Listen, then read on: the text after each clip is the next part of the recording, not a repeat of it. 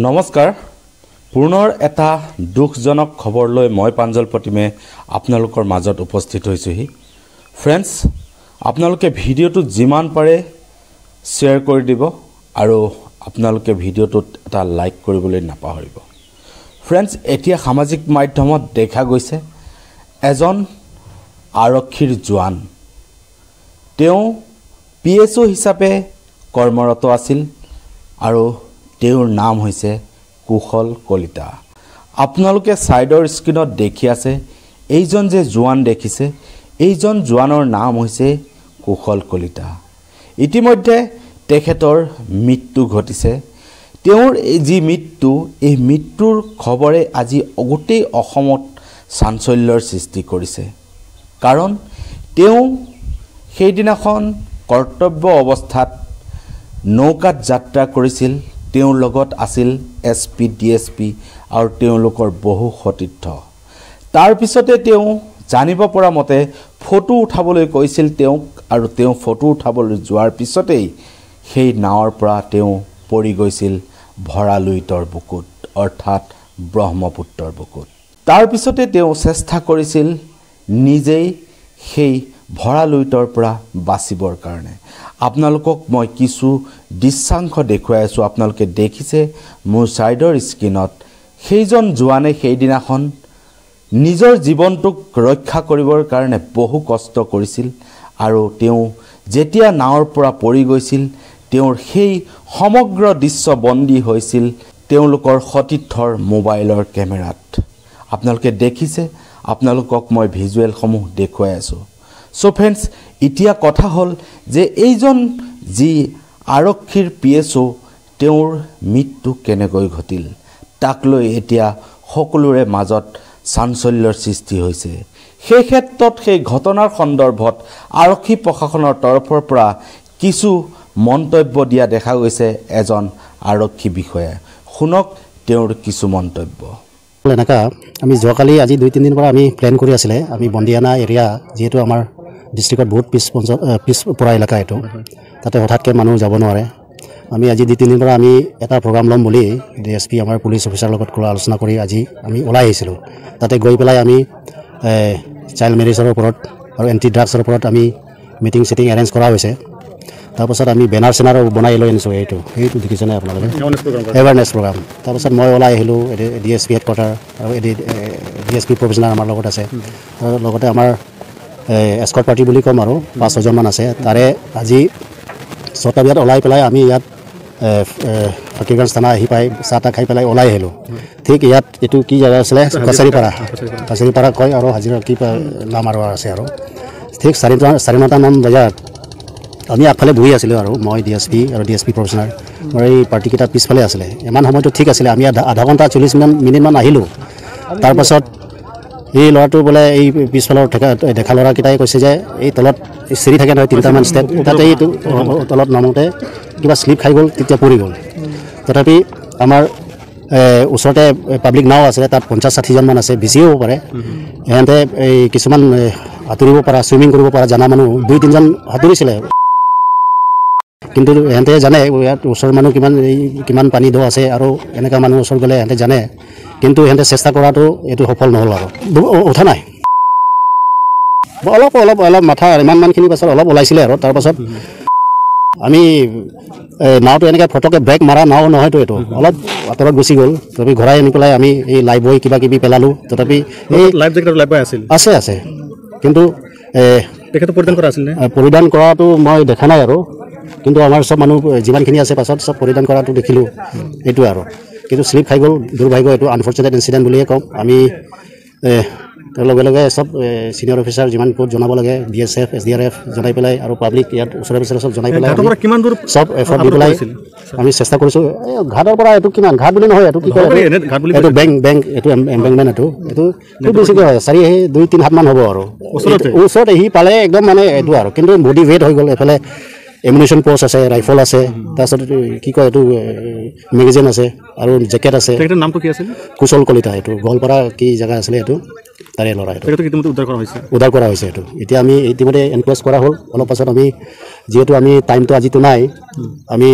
district headquarter লৈ পেলাই তাত চালামি তালামি আমি যিটো পুলিচৰ নিয়ম কৰাৰ পাছতে আমি PM কাৰণে লৈ যাম এইটো ইতিমধ্যে আমি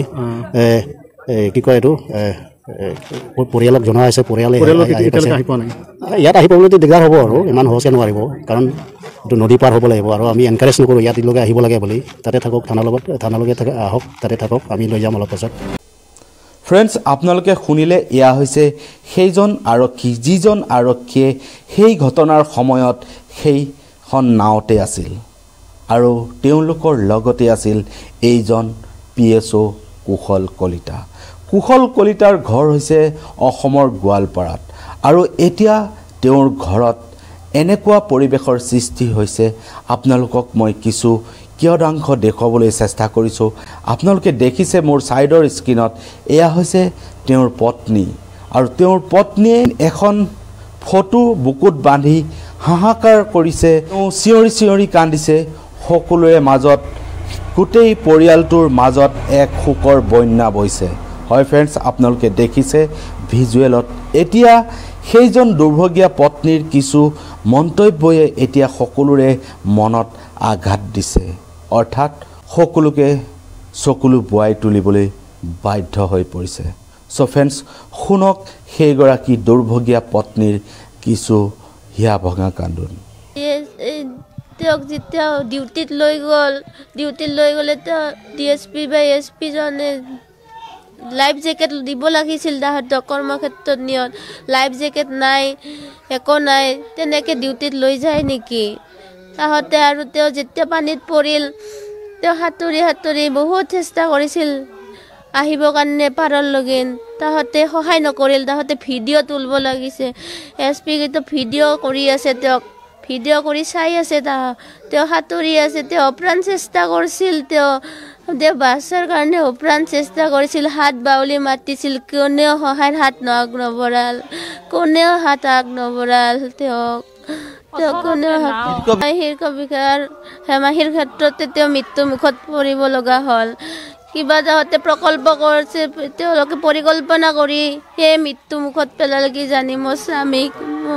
মই সেইটোৱে ভাবোঁ আৰু উচিত তদন্ত বিচাৰোঁ আজি হেমন্ত বিশ্ব শৰ্মাৰ ওচৰতো কৈছোঁ উচিত তদন্ত দিয়ে মোক ন্যায় দিয়ে যেন মোৰ স্বামীৰ এই মৃত্যুৰ ক্ষেত্ৰত মোৰ স্বামী আছিলে উপাৰ্জন কৰি তেওঁ চাৰিটা ভাই তাহাঁতৰ এওঁৱে যি কৰ্ম কৰিছিলে আৰু মোৰ এটা সৰু ল'ৰা আছে 1.5 বছৰীয়া বাচ্চাটো 1.5 বছৰীয়া বাচ্চা এটা মই কেনেকৈ চাম এই কম বয়সতে দেউতাক হাৰা হৈ গ'ল মোৰ সৰু হ'ল 3 বছৰ আজি হ'ল